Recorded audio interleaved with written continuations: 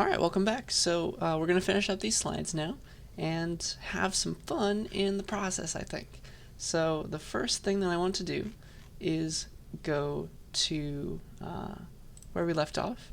So we talked about OF streams and IF streams, ways of outputting and ways of inputting stuff from a file or writing to a file. Now let me give you some more intuition behind that. So here's what I want you to think about for IF streams. And technically OF streams are kind of doing the same thing. IF streams, you can think of them as like Microsoft Word or like Google Docs or whatever you are used to writing in. They have that little cursor. So I can click this and a cursor appears and it starts blinking. They have that. That's essentially what IF stream has. I want you to think of it that way. So when you open up some file, it starts the cursor ready to read from the very beginning. So it puts it there. It's like, okay, my cursor, here it is. You open the file, it begins with its cursor right there. Yeah? That is it. And so you can start reading words, potentially, if you wanted to read strings. If you read a word from IFS, what it does is it goes like this, like bam, bam, bam. Okay, I've read a word. Ready to read the next one. So it moves the cursor so that it doesn't read the same thing twice. And so now it knows when it reads the next thing, it's going to skip over some space, read the next word, and then we're here. Yeah? And you can do this as many times as you want. It will read into the string, and eventually it will get to the end. Okay?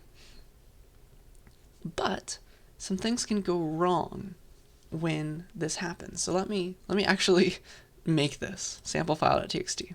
Let's give it these things. Okay? I promise I'm going somewhere with this.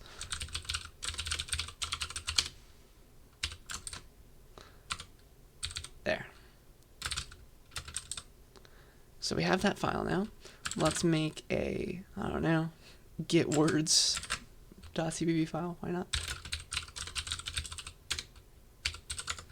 So we need fstream. And so we'll say ifstream ifs, and we'll get, I forget what it was called already. It was called samplefile.txt. And so we're going to get that and start reading from it. So use it, close it, and let's read 4 words. Okay? String s. Let's read into s and print s. So it's just going to get all the words and print them right back to us. And so I'm going to do this 4 times because there's 4 lines, right? And so here's what it's going to do. Just imagine that it's going to do the right thing here, right?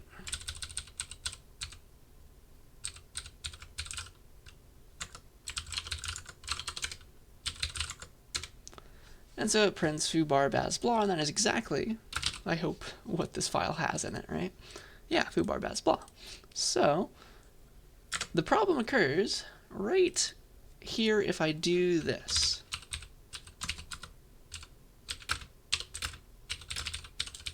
What do you think is about to happen here? I'm trying to read from a file. The file's over. There's no more words.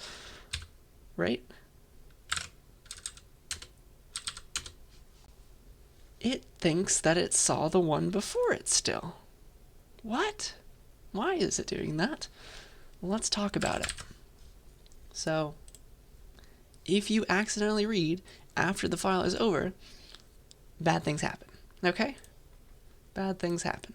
Unfortunately, you actually have to read one more line. You have to try to read something to notice the end of the file. Okay?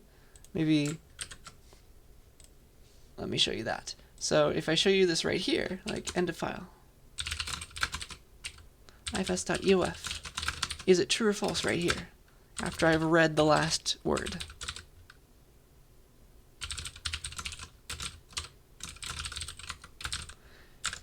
Watch this. It's actually false. It's not at the end of the file yet, even though it's read the last word. And the reason is, you need to kind of tell it. The cursor's sitting right here, you have to try and read one more. There's a concept of, this is the last character, this is the last line. here's your cursor, then there's this special EOF character that you can think of having to read that as well. Okay, you have to read this to see the end of the file.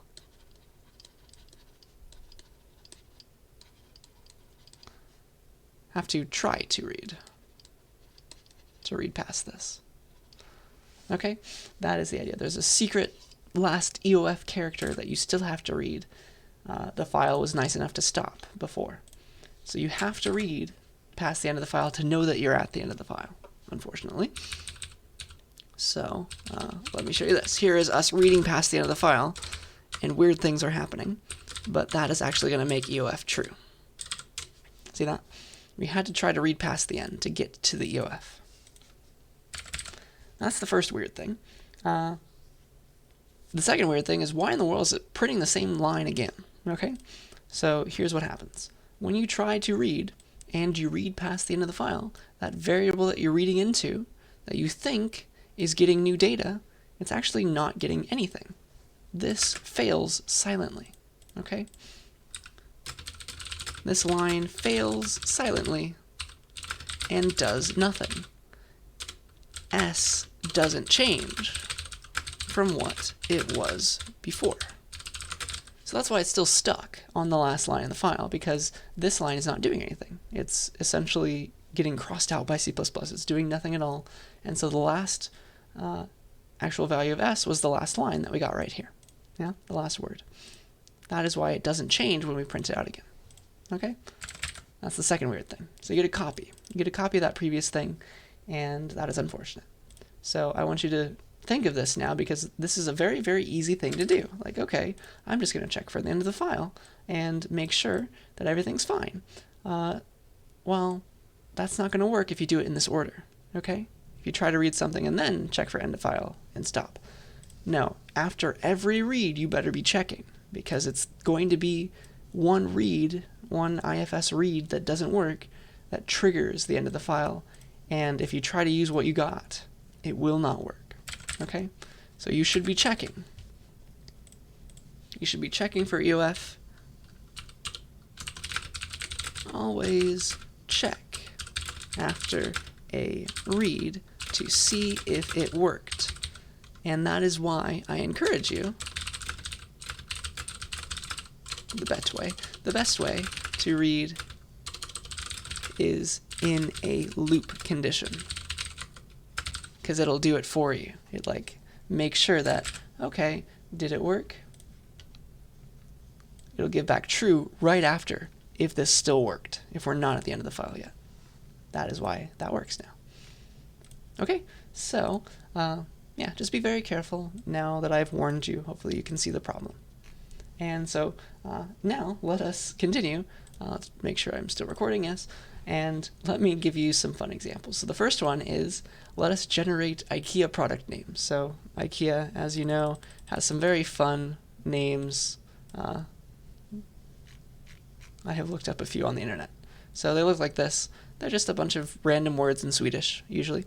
So I have made a file. I have taken the most popular Swedish nouns, I think, and I have put those into a file. Here they are, swedishwords.txt. Here they are, and they're not just nouns, it seems. So what we can do is we can generate our own Ikea product names by reading these words into a vector and picking out two random ones, and that will be our new Ikea product name. Okay, so that's my fun example for us for now. Let's do that. So let's make a file called ikea.cpp. So we're going to include fstream. We're going to make an ifstream ifs from swedishwords.txt. We're going to read that file, and always remember to close it, even though it's getting closed for you. It's good practice. And so now let us read all lines, read all words, I guess, into a vector. So I guess I need vectors too, huh? So vector string words, Swedish words, and let's start reading the file now. So while ifs get a new word, call it S, so I need a string S. While we got a valid word, and I guess I need to include string too. While we got a valid word, let us do stuff with that. Let us add it to the vector. And now we have a vector of words to choose from. Choose 2 random words now, and that will be our Ikea product name.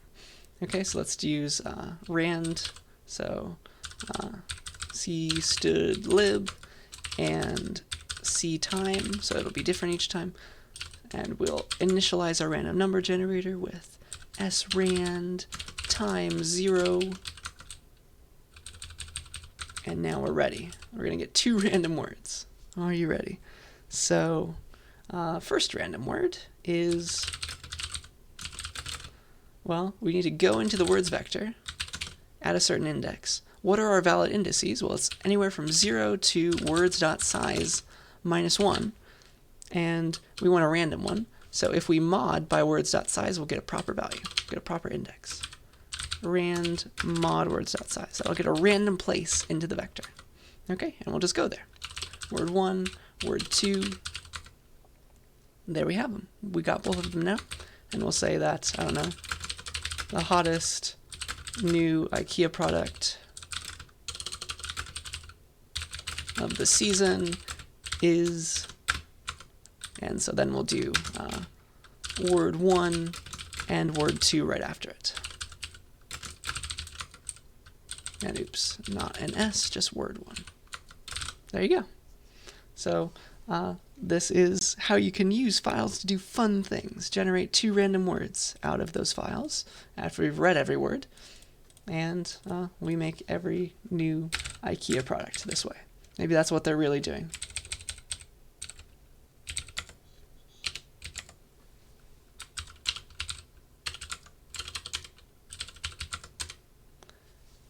So the new hot product is et trick.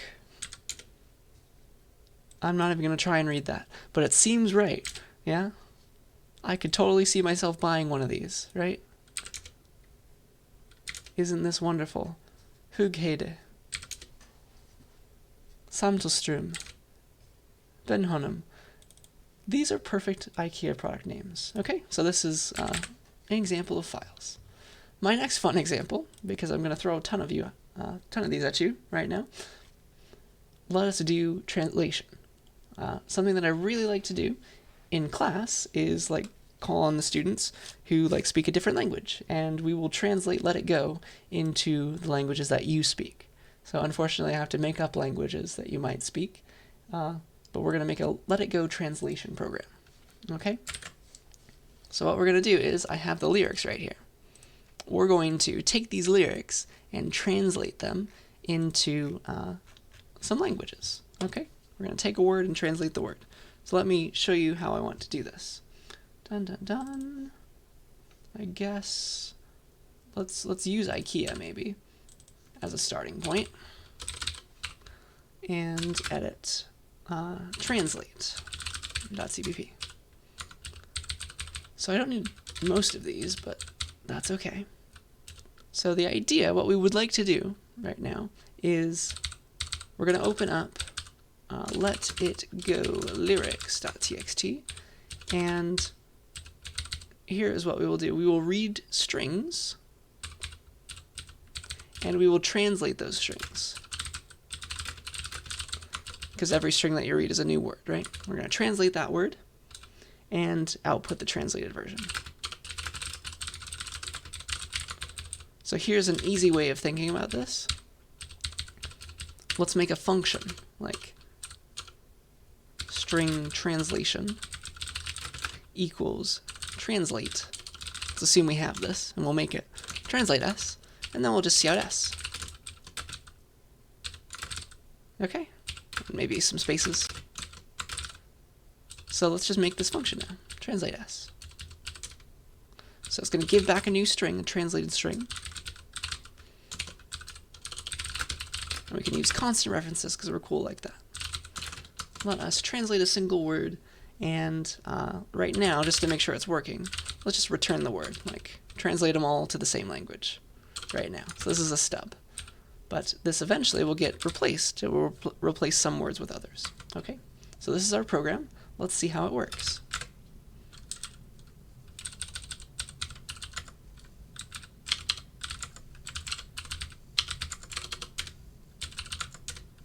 Woo! So it has taken the lyrics of Let It Go and replaced them with themselves. So we're just getting the lyrics again. But this is a good place to show you that this kind of ruined the file, didn't it?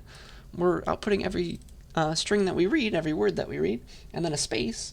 But sometimes there's not just spaces in the lyrics file. There are new lines and extra new lines. Maybe there's even tabs. Who knows? Let us replicate this nice format instead of this ugly format. So when we output, let's output the same kind of white space. So the secret, the way of doing that, is to get a single character at a time. So let me show you this. We want to recreate this kind of file instead of just printing a space instead of maybe a new line, when there really is a new line.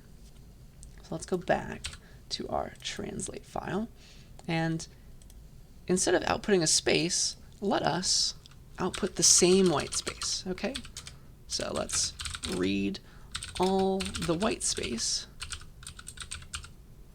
characters and replicate them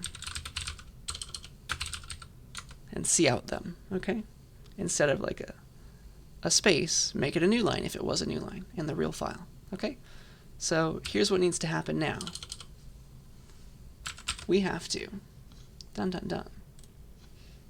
we have to read a single character from the file. You can use get or peek for this. Like ifs.get will give you back a single character. Don't ask me why it's an int. It's a long story. But .get will give you a single character, .get, and it will eat it up. It will move the cursor. So like if this was our file and our cursor was right here, if you say ifs.get, right now it'll give you back the B and move the cursor here. ifs.peek is very similar, but it doesn't move the cursor. It just takes a little peek at what the next character is. It doesn't move the cursor.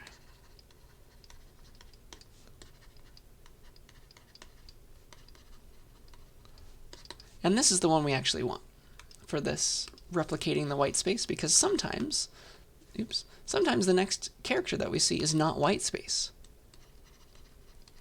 We do not want to eat that up, okay? Because that would be unfortunate. So we'll just use peek to make sure that the character is white space before eating it up, okay?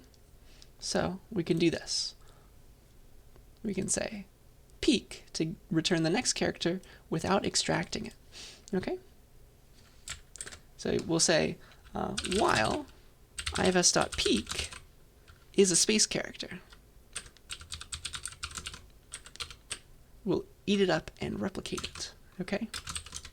So hopefully that makes sense. Get the next character, look at it, and then check if it's a space character, okay? So this whole darn thing checks if the next character is a space character, and we need to use CC type for that, right? Yeah. Here we are.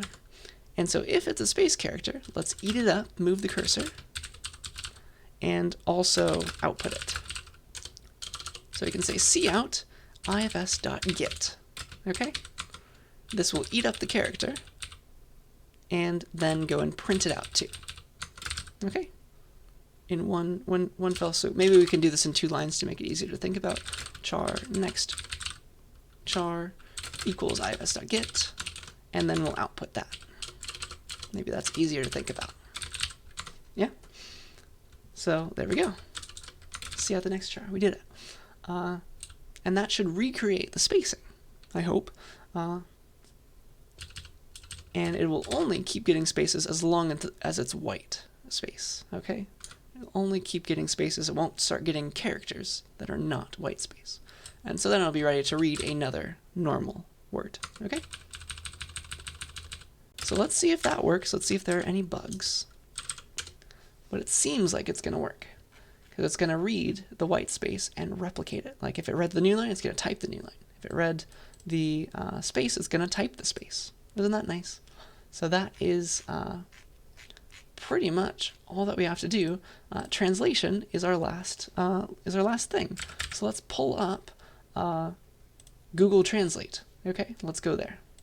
So here I have pulled up Google Translate for us. Yes, we are recording. So I can give it an English word, and we can get back different languages. So I think a language that many of us speak in this class is Spanish. So let us translate like snow to Spanish, because why not? It's just nieve, but Google Translate will tell us all things, okay? So this is how we can do it. We can say, if the word that we see, that's how we can translate, if the word is equal to snow, then let's return, instead the translation, let's return nieve.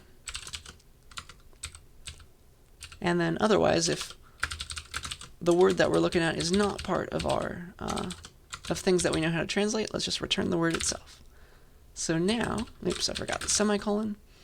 Now it's going to translate snow. So it's the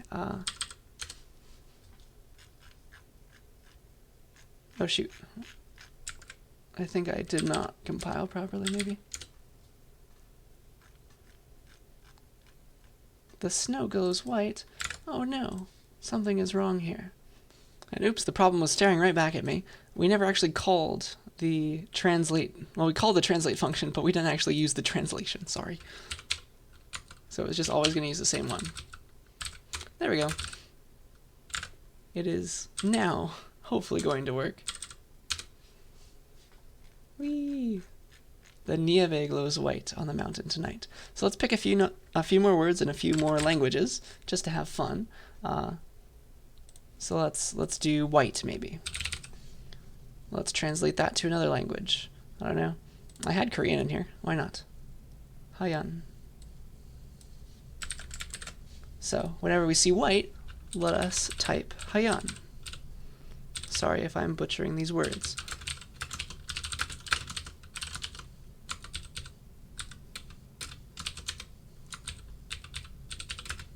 Oh, sorry. We want to return that, not check if the word is that.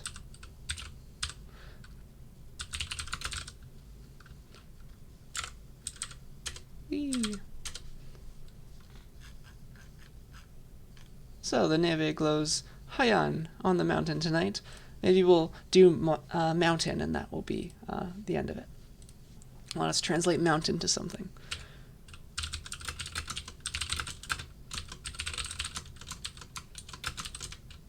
Whee! And that will be our fun for the day. All right. I have no clue what to pick, so let me just randomly put my mouse somewhere. I guess we can do Irish, Irish, sure. Sliav? I'm not really sure how to pronounce that, but here we go. The word is mountain, we will return Sliav. All right.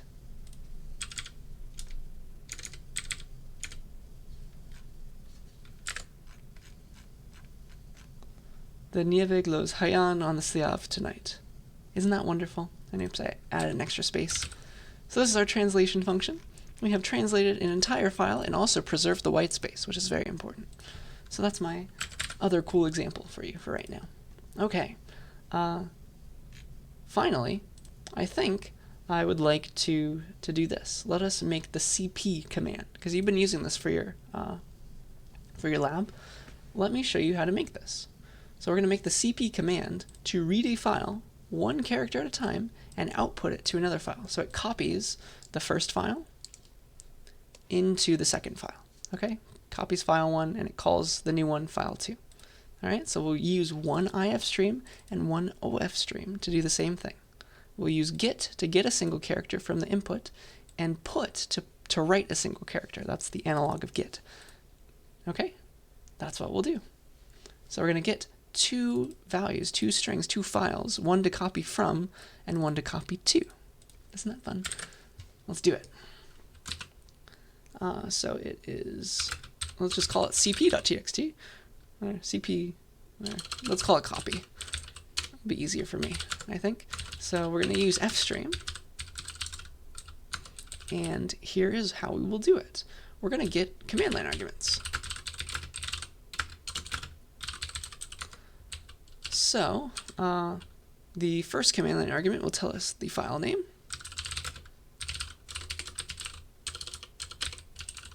File to copy from, that's argv, and remember it's 1, not 0.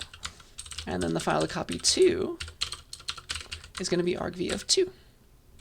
All right, so we're going to do an ifstream, ifs. We're going to read from the file 1, file to copy from. And then we're going to write to, so ofstream, ofs, file to copy 2. That's the one we're going to output to. So we're going to repeatedly read a character from ifs and write it to ofs. Okay? So while true, we're going to do this. So forever, we're going to get a character, but really we're going to try to read a character. This is the secret. Check if the read failed. Break if so. And then if we didn't fail, we are going to write that new character that we read to the file. All right? So here's us trying to read a character. We'll say charc equals ifs.get, and we're going to see if it worked. So we'll see if, is ifs still good? If is ifs still okay? If it's not, we're going to break, stop the loop. Don't try to use that character because it wasn't a real character.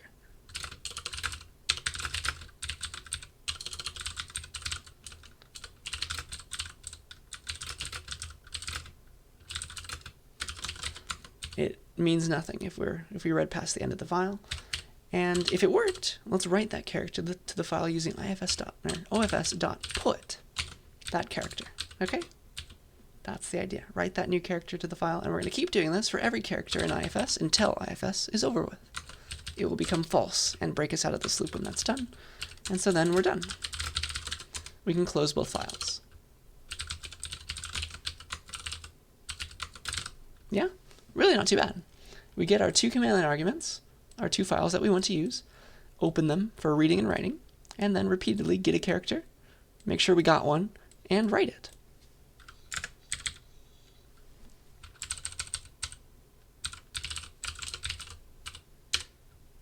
So /copy needs two things. It needs a file and, let's see. Yeah, it needs two things. It needs a file to get and a file to write to. Okay? So we need /copy. We'll give it some file. I don't know. Let's give it Swedish words. And we'll copy it to Swedish words copy.txt. So if all went to plan, we have a copy of that file. Here's the original. And here's the copy. It should look exactly the same, and yes, it is. Isn't that nice? Down to the new lines, down to the last line, it's all the same. It's wonderful. Okay, so, yeah, that is our copy program. Let's keep going. One example that I don't think I have time to show you in a file, but I want to tell you about and where to find information on is string streams. So it's your own personal cin/cout. This is where my computer stopped working. I had to restart the computer, sorry. What you can do is you can build up a string inside a string stream, and using like give it values, and remove stuff like that. It has both of these. It's weird to think about, but it has both of these. So you can say you include the S-stream library to do that, to be able to use it. And let me show you a little bit about it. So here it is, S-stream, and you can just say string stream. And here's an example in the constructor. It's quite interesting.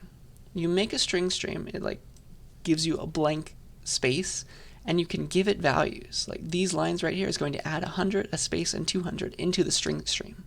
It's really weird. It's going to hold, let me just do this example with you. It's now going to hold 100, the text, then a space, then 200. And then you can read from the string stream. It's really weird to think about. You can go the other way. You can get the 100. You can read it into a number. You can read the 200 into a number. It's insane. You can also like take what you built up. You can take this and say ss.stir. Where is that? There it is. Stir. Sorry. And this will get the string that you just built up. It gives it back. This gives you back the 100 space 200. You put it into it just as if it was like a file or cout or something weird. That is string stream. Okay? It's your own personal cin and cout. You can use both this operator and this operator, and that might help you if you're trying to build up some very long string with a bunch of information. It might be a good idea to give that information, like give it to the string stream. Give it 100, give it some variable called bar, have it build up the string for you, and then just print it out after you built it up. Okay? Sometimes that's easier to think about. This used to be the way that you converted numbers to strings. There used to be no toString. It used to not exist in C++, and so you had to use string streams. You had to give the number to the string stream and then get it back out. That was the cavemen days. Okay, so that is string streams in a nutshell. That's all I have time to talk about because I want to show you a very cool example of images. Okay, so what is an image but a file? We can read and write to those. So I have a .ppm file here. It's a picture of my cat when he was a baby. And a ppm file looks like this. It has some header information, which is very necessary, and then it has a bunch of lines of 3 numbers. Okay, so let me teach you a little bit about all of this. But let me show you as well that this file is an image file. It's a text file, but it's also an image file. Most image files are compressed. This one is not because I want to show you how to write to it. Here is cat.ppm. It can even open up on this virtual machine. So here's my cat laying on my running shirts. So this is perfect because it has a lot of colors, and we're going to mess with these things. We're going to mess with this file. Okay? So I should actually pull up the Wikipedia page for ppm files. That would be very helpful, I think. All right, here we go. So if you go to this link, it tells you a little bit about the file format. It needs these special lines. The first line is like, okay, this is an image file. The second line is the width and height of the image that you're about to write. So this is a 3x2 image over here. And then you give it how much maximum value you want for each color. Normally, you want 255 on most computers. So we're going to say 255 here always. But the width and height, of course, changes for each image. And then you start giving these triples, which are RGB values, if you've heard that before. That's a way to represent color on a computer. Okay, so let's talk about color theory. All right, so yeah, every image on your computer is a bunch of square pixels, right? If you zoom in, just a bunch of squares deep down. Whee! Oh, my computer's unhappy. Hopefully you can still hear me. So yeah, it's just a bunch of squares. Look at those little squares. Every image is that. So every image has a width and a height, and it's made up of a grid, okay? And then that grid is made up of colors, okay? Every little element in there, every pixel has a certain color. And each color is represented as a triple, three numbers. The first number represents how much red, the second number represents how much green, the third number represents how much blue, and this can make every color imaginable. So yeah, it's weird to think about RGB as an additive color. So if you have all, so these numbers, they go between 0 and 255 for all these red, green, blue values. All of them is white, okay? If you combine them all, you get white, okay? That is the idea. That's white, which means 000 is black, 25500 is bright red, right? And one important thing is, if they're all equal, if the red value is equal to the green value is equal to the blue value, you end up with the shade of gray. So like black and white makes sense, but anything in between as well, like 16, 16, 16, 95, 95, 95, those are all shades of gray. So I guess in computer science there are 256 shades of gray. That is the idea. So yeah, we can use this to our advantage. I want to convert our cat image to grayscale, to black and white. All right? So the Ppm format is a file type that stores images. You give it those RGB values and that extra stuff as text. Okay? So it looks like this. All this stuff right here.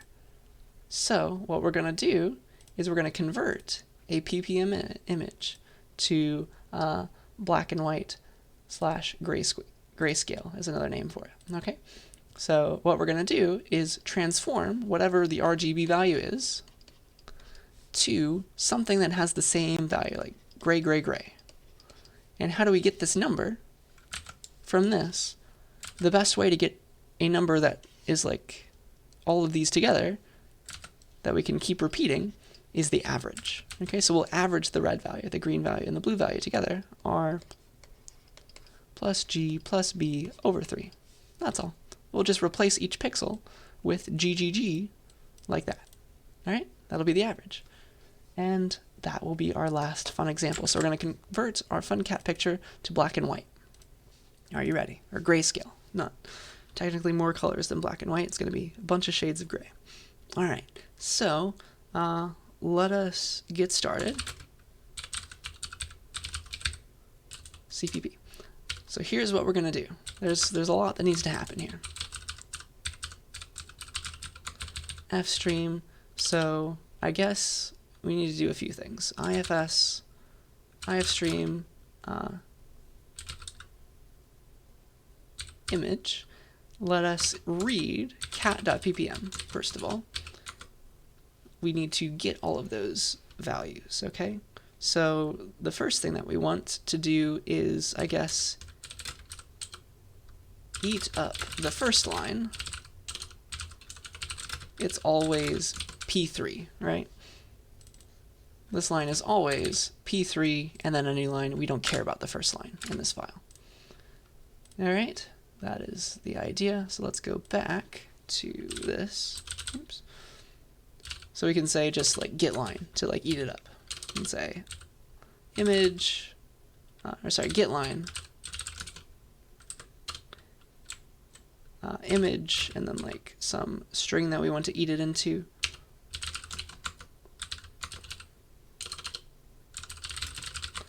We don't really care about this. We're going to eat up the first line. It's always P3, which means that when we're outputting ofstream out, let's call it catgray.ppm, we can always just write that first line P3 and a new line. Okay, that'll always be like that. What we need to preserve though is the width and height. We need to get those values. So after we read the first line, we need to get the width and the height. Those are important, okay? We need to preserve those. So let's get the width and the height.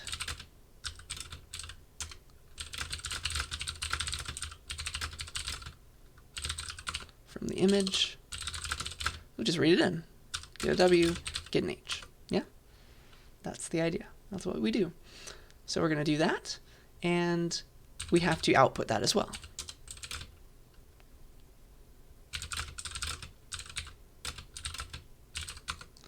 So we'll say out,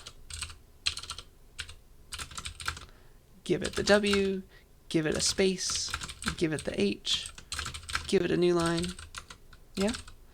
And so now we've preserved these first two lines. And then the third line is always 255. We can just eat that up.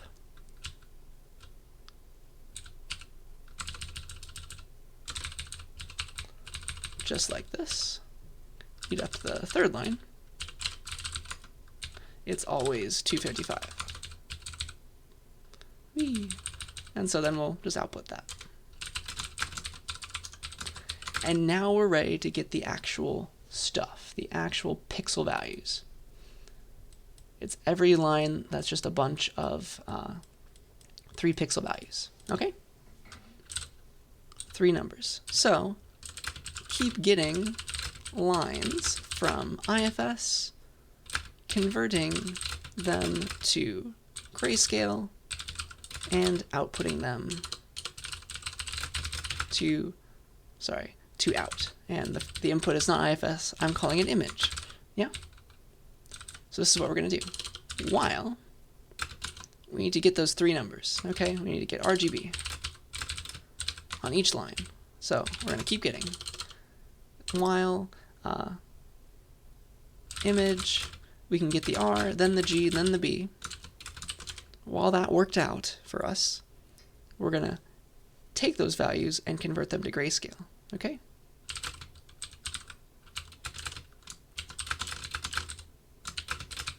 Okay? So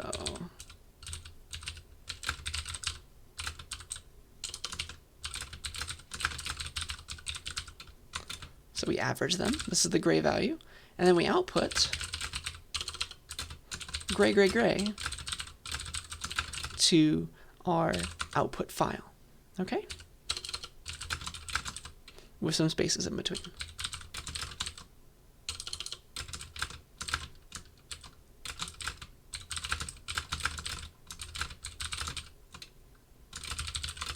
All right? So this is how we take the pixel values on each line, convert them to gray, and then output that new gray value to the other file. Okay? That's how we're doing it. And then that should work. We get these RGB values for every line, and once this stops, we're done with the file, which means we're done with the image. And so then we can say cout, or not cout, sorry. Then we can say close on all of these. So we can say image.close, and we can say out.close. And if I didn't make any silly mistakes, this should, in theory, work. So we get the image that we're going to read from. We eat up the first line because it's always P3. Then we get the width and the height because we need to preserve that. We need to write it over here after P3. And then we get the third line. It's 255 always. We don't care about that. We can just output that. And then we're ready for all the pixel values. It's just every line is a bunch of 3 pixels. I think it doesn't have to even be on the same, or they could actually be all one line, I think, if we wanted them to be. Oops, I have lost myself. And then we convert those pixel values to gray, output gray, gray, gray in the output file, and that is our new picture. Yeah, I think it might work. We'll find out. So finally, we're doing something that is not in the terminal. It's a very rare thing in CSCI 40. I'm sorry about that. It's just the way that we're required to teach the class. Okay, I'm going to run this program. Are you ready? It's got a lot to do.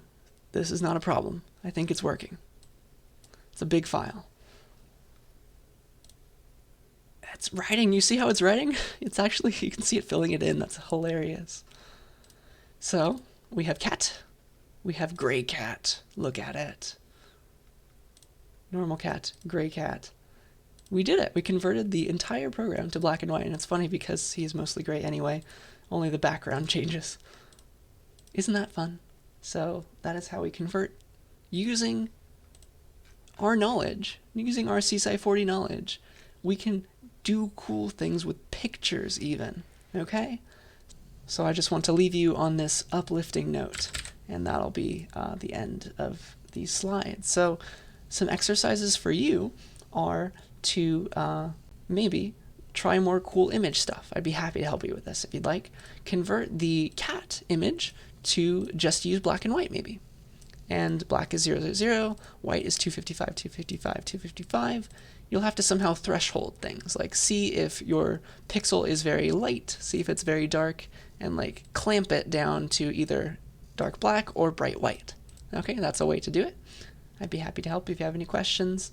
Some other nice things to do are to maybe like ask the user for things and then append those things to a file so you can understand like how appending works more thoroughly and how you can just keep that file open and it's not going to overwrite anything. And then another fun one is to read all of Shakespeare.txt. You have that from your lab from before. And maybe you write a new file where you capitalize all the words, because why not? So those are some fun exercises that might help things get a bit more ingrained in your mind. But as I promised, files is a lot easier to think about than pointers. It's in between two hard sets of slides, and I'm sorry about that, but at least it's a nice break, okay? So the next week, we're back to, unfortunately, difficult things, but files we can be happy about, and hopefully these weren't too bad, and we did some fun things. So that's all I have for you for now. I will see you in your lab, and after that, I'll see you next week. All right.